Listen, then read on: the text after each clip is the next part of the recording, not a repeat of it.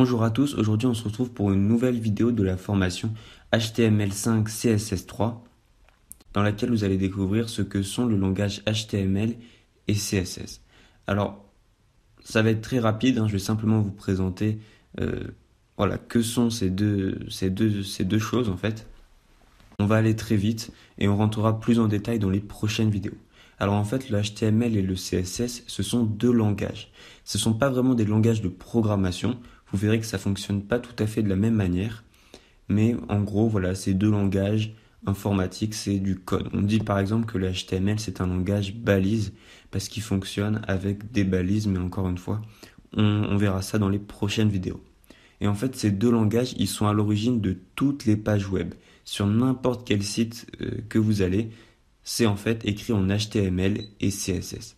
Alors, la différence entre les deux langages, elle se situe par rapport à leur fonction. Le HTML, il va permettre de structurer la page. Le HTML, il est vraiment essentiel, c'est le code. Voilà. Sans HTML, il n'y a pas de page web, en fait, tout simplement. Et le CSS, lui, il va s'occuper de l'apparence des pages. Il va permettre de styliser le HTML. On peut avoir une page web sans CSS. Alors maintenant, ça se fait pas parce que c'est très moche, vous verrez à quoi ça ressemble. Mais théoriquement, c'est possible.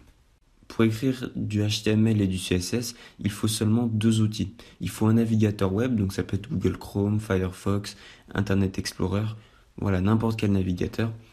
Et il faut un éditeur de texte. Alors un éditeur de texte, c'est un peu comme Word, voilà, tout le monde connaît Word je pense. C'est pour écrire du texte tout simplement. Alors il y en a plein, il en existe vraiment énormément. Moi personnellement j'utilise Visual Studio Code. Il y a aussi Sublime Text qui est très utilisé, Notepad++, voilà tout ça. Et puis il y a aussi le bloc-notes, tout simplement le bloc-notes qui est présent sur tous les Windows. C'est en fait un éditeur de texte. Il est possible d'écrire du code dans le bloc-notes.